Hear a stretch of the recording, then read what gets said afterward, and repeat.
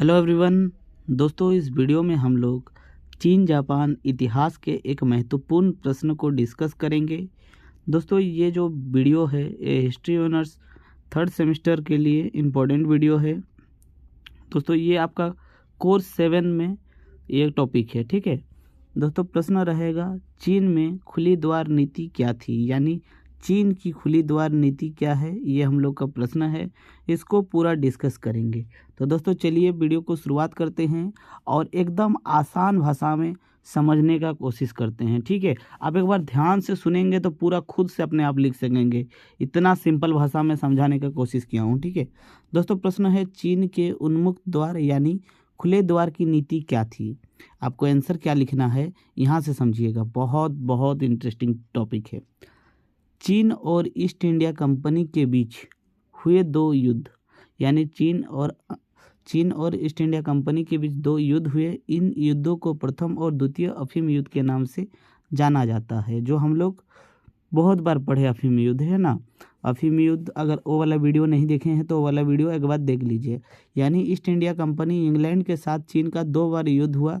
दोनों युद्ध का नाम अफीम वॉर था। पहले का नाम प्रथम अफीम युद्ध, दूसरे का नाम द्वितीय अफीम युद्ध, ठीक है। इन दोनों के बाद चीन को अंग्रेजों के साथ नानकिंग की संधि 1842 तथा टिटसिन की संधि 1854 करनी पड़ी। यानी दोनों युद्ध में चीन की हार हुई और ईस्ट इंडिया कंपनी के साथ दोनों संधि करनी पड़ी, ठीक है। इन संधियों के बाद अंग्रेजों को चीन में व्यापार करने के लिए असीमित अधिकार प्राप्त हो गए। यानी इस संधि से चीन के साथ ऐसा संधि किया गया जिससे अब ईस्ट इंडिया कंपनी कितनी भी साल चीन में मतलब व्यापार कर सकता था, ठीक है। इसके बाद इंग्लैंड ने चीन की व्यापारिक बंदरगाह पूरी तरह अपने नियंत्रण स्थापित कर लिए। यानी इसके बाद क्या हुआ, इस संधि के बाद देखा गया कि चीन जो बंदरगाह का प्रयोग करता था व्यापार के लिए, वो सभी बंदरगाहों पर पूरा का पूरा कब्जा हो गया इंग्लैंड का। आगे देखते हैं। चीन में इंग्लैंड की इस तरह की अधिकार मिलते देख अमेरिका, जापान, फ्रांस, रूस और अन्य यूरोपीय देश के कान खड़े हो गए। यानी जब देखा कि इंग्लैंड पूरी तरह से चीनी लोगों को लूट रहा है तो सभी लोग का कान खड़ा हो गया। सभी लोग सोचने लगा कि हम लोग भी जाएंगे, हम लोग भी लूटेंगे। वे भी चीन में इसी तरह का व्यापारी का अधिकार हासिल करने का कोशिश करने लगे। मतलब जैसे अमेरिका अधिकार प्राप्त किया था, सभी देश वही सोच में थे कि किस तरह से हम लोग भी इतना ज़्यादा फैसिलिटी पा सकते हैं, ठीक है। इसके बाद रूस, जापान और अन्य यूरोपीय देशों ने चीन के साथ बहुत से व्यापारिक संधि स्थापित किया। यानी और भी जो देश था वो लोग भी जो चीन के साथ व्यापारिक जो संधि है किया। इस वक्त तक अमेरिका स्पेन के युद्ध में व्यस्त था। उस टाइम तक क्या था, अमेरिका मतलब चीन नहीं आया था, वो लोग गृह युद्ध में ही व्यस्त था स्पेन के साथ। जैसे ही अमेरिका स्पेन के गृह युद्ध में विजयी हुआ, यानी अमेरिका और स्पेन का युद्ध चल रहा था, तो जैसे ही अमेरिका जीत लिया, उसके बाद उसे प्रशांत महासागर के फिलीपीन द्वीप समूह पर अधिकार प्राप्त कर लिया। यानी प्रशांत महासागर में एक फिलीपीन द्वीप है, उस पर अमेरिका ने सबसे पहले उस पर अधिकार कर लिया, ठीक है। इस समय अमेरिका में औद्योगिकरण परिणाम स्वरूप मतलब वहाँ पर बहुत ही जल्दी इंडस्ट्रियलाइज्ड हो रहा था। मतलब जगह जगह पर पूरा का पूरा फैक्ट्री लग रहा था। तो फैक्ट्री जब लगेगा तो आप लोग खुद समझिए, वो लोग को कच्चा माल चाहिए। मतलब उसको बनाने के लिए कुछ भी सामान बनाएगा तो उसको कच्चा माल चाहिए, और बेचने के लिए वो लोग को बाजार भी चाहिए था। तो उसको कहाँ मिलेगा, उसको चीन से अच्छा जगह मिल ही नहीं सकता था, ठीक है। उसे कच्चा माल की प्राप्ति तथा उनसे निर्मित पदार्थ को बेचने के लिए बाजार की काफ़ी आवश्यकता महसूस होने लगी थी। ऐसे में उसे अपनी ज़रूरत को पूरा करने के लिए चीन एक अच्छा विकल्प के रूप में नजर आया। यानी अमेरिका भी अब चीन आ गया था चीन को हलाल करने में, ठीक है। अतः अमेरिका भी रूस, जापान और अन्य यूरोपीय देश के भांति चीन में एकाधिकार स्थापित करने का मौका खोजने लगे। अब जो बाकी देश जब मतलब क्या कर रहा था, वो लोग भी चीन में अधिकार खोज रहा था इंग्लैंड की तरह। अब अमेरिका भी वैसे ही वो लोग अधिकार खोजने लगा कि किस तरह से हम लोग चीन में आकर अपना अधिकार जमाएंगे, किस तरह से यहाँ पर व्यापार करेंगे। ठीक है, अतः अमेरिका ने अपने उद्देश्यों को पूर्ति के लिए 6 सितंबर 1899 ईस्वी में जर्मनी, रूस और फ्रांस, इंग्लैंड, इटली और जापान को मुक्त द्वार की नीति में सहमति प्राप्त करने हेतु एक प्रस्ताव भेजा। यानी अमेरिका ने मतलब एक योजना बनाया। ठीक है, सबको क्या किया, सबके साथ एक मीटिंग फिक्स्ड किया और उन्होंने एक योजना बनाया कि सभी दो जो देश है, सभी लोग तो हम लोग तो लूटने ही आए हैं इंग्लैंड चीन को, तो काहे नहीं हम लोग सब कोई मिल बांट के खाएं। तो उस तरह का एक योजना बनाया और इसी को दोस्तों केक का वहाँ पर जो हम लोग का थंबनेल में दिखाया ना, वो केक के रूप में हम लोग दिखाया गया, यानी सभी पीस उठाएगा। ठीक है, आगे हम लोग देखते हैं उसके बाद क्या हुआ। इस प्रस्ताव में मुख्य रूप से निम्नलिखित बातें जिक्र थी, यानी जब प्रस्ताव पेश हुआ था उसमें क्या क्या पॉइंट था वो हम लोग डिस्कस करेंगे। ठीक है, चीन के बंदरगाहों में संधियों के माध्यम से जो व्यापारिक अधिकार विदेशी राज्यों को प्राप्त होते हैं वह यथावत बने रहेंगे, यानी जो संधि पहले चीन के अन्य देशों के साथ संधि था जो बंदरगाह को लेकर, वो अब भी वैसे ही बना रहेगा, चाहे अब वो बंदरगाह किसी भी विदेशी राज्य के पट्टे पर हो या उसके प्रभाव क्षेत्र में हो। मतलब क्या है, मान लीजिए हम सपोज एग्जांपल बता रहे हैं आपको, है ना, चीन पहले इंडिया के साथ व्यापार कर रहा था। ठीक है, और जिस बंदरगाह से कर रहा था वो उसी बंदरगाह से करता रहेगा, और अगर कोई अमेरिका अगर इस बंदरगाह का प्रयोग करना चाहता है तो प्रयोग कर सकते हैं, वो चीज़ है। और ये जो मान लीजिए जब वो लोग डिवाइड करेगा, जो देश सब यूरोपीय देश सब, चीन, जापान, सब कोई, सॉरी दोस्तों चीन नहीं, जापान, रूस, अमेरिका सब डिवाइड करेगा, तो इसके अधिकार क्षेत्र में जो बंदरगाह आएगा उसका प्रयोग सभी देश कर सकता है और चीन भी अपना माल वहाँ से बेच सकता है। उस तरह का एक पहला ये था, उसका बॉन्ड था। ठीक है, उसके बाद क्या है आगे देखते हैं।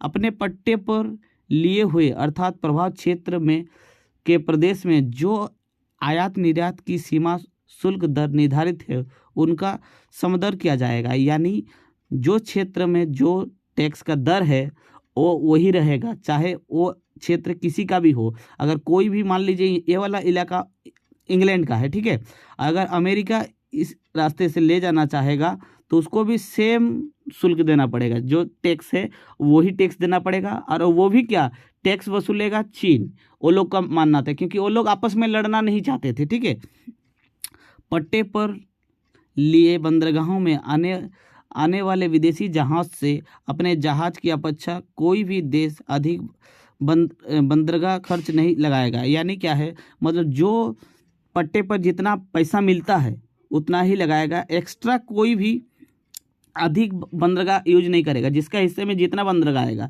मतलब मान लीजिए अगर अमेरिका का बंदरगाह 2 बंदरगाह मिलता है, रूस को 3 बंदरगाह मिलता है, तो वो सिर्फ अपना बंदरगाह का ही प्रयोग करेगा, कोई भी एक्स्ट्रा अधिक खर्च नहीं करेगा बंदरगाह को। ठीक है, आगे चलते हैं।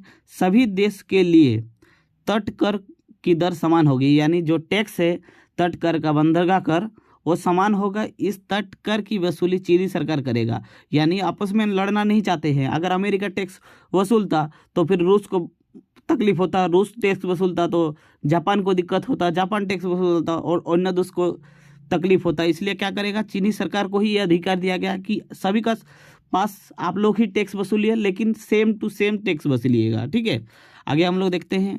अपने क्षेत्र के रेल पर अन्य विदेशी व्यापारियों को माल पर उससे अधिक किराया नहीं लिया जाएगा। यानी क्या है, जिसका क्षेत्र है उसमें अगर रेलवे का ट्रांसपोर्ट होता है तो विदेशियों के लिए भी जितना ही टैक्स लिया जाएगा जितना हम लोग से लिया जाता है, मतलब ज़्यादा नहीं। ठीक है, जो वह अपने देश के नागरिकों से लेता है, मतलब ये सब बॉन्ड किसके साथ कर रहा है, एक्चुअल बॉन्ड कर रहा है चीन के साथ।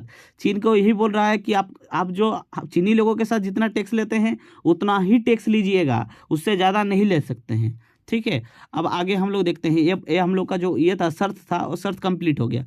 अमेरिका के द्वारा उन्मुक्त द्वार की नीति के लिए गए प्रस्ताव के सभी बिंदुओं पर ध्यान देने से यह बात स्पष्ट हो जाती है कि यह नीति व्यावसायिक स्वार्थ की नीति थी, यानी अपना जो व्यवसाय है उसको पूर्ति करने के लिए, उसको अपना व्यापार करने के लिए एक अच्छा नीति बनाया था, स्वार्थपूर्ण नीति, मतलब सेल्फिश नीति बनाया था। इसमें चीन का कोई फायदा नहीं होने वाला था, सिर्फ वो जो बाहर से आए थे देश उनका ही फायदा होने वाला था, ठीक है।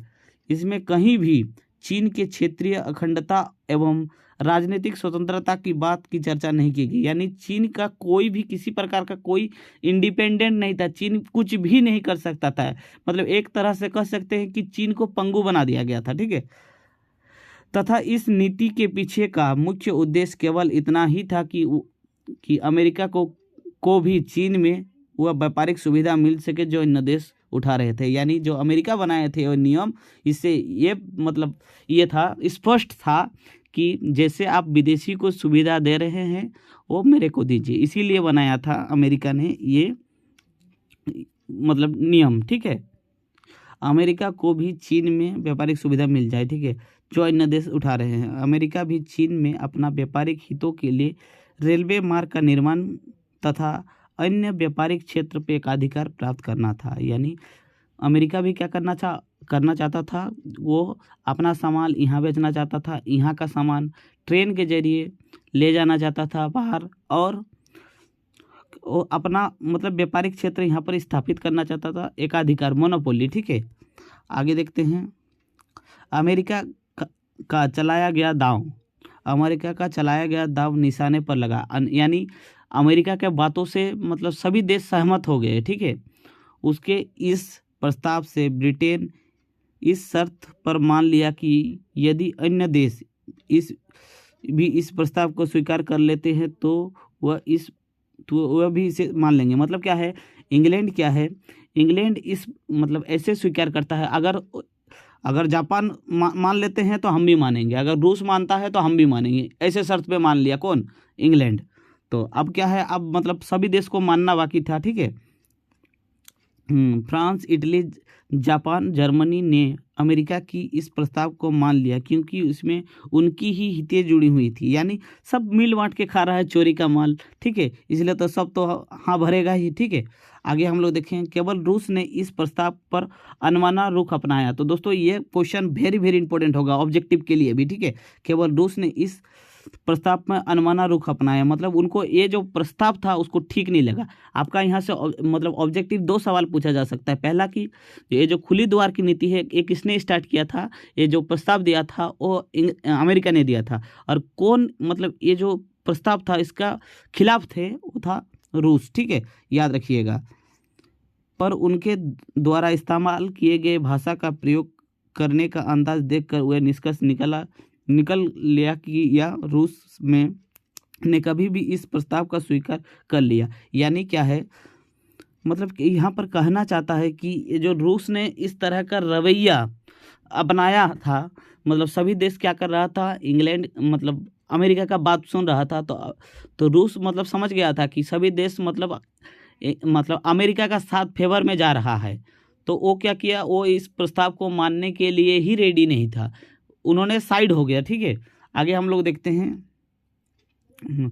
इस प्रकार अमेरिका ने उन्मुक्त द्वार की नीति पर यूरोप तथा अन्य शक्तियों को समाहित प्राप्त कर ली, ठीक है, और चीन पर अपने व्यापारिक हित को सुरक्षित कर लिया। यानी जो अमेरिका पहले नहीं था वो अपने प्रस्ताव के जरिए सबका हेड बन गया, ठीक है।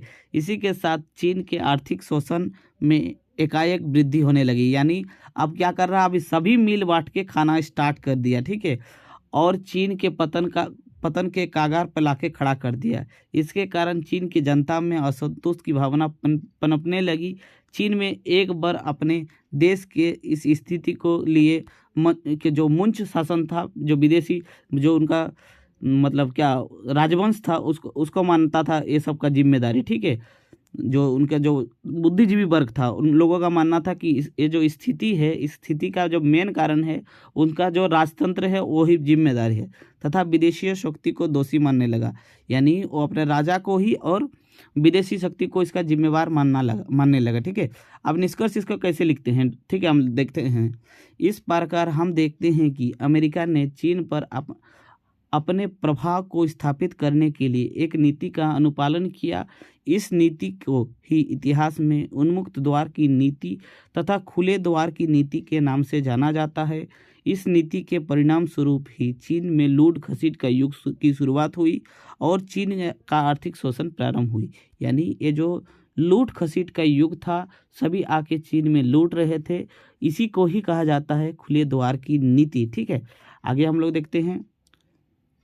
यह बात स्पष्ट है कि अमेरिका के द्वारा लिए गए उन्मुक्त द्वार की नीति चीन के हित में ना होकर या केवल अमेरिका के हित में ही था। यानी ये जो नीति था, जो प्रस्ताव था, जो लिया गया था चीन में, इसमें चीन का कोई प्रॉफिट नहीं था। ये स्पेशली प्रॉफिट किसका था?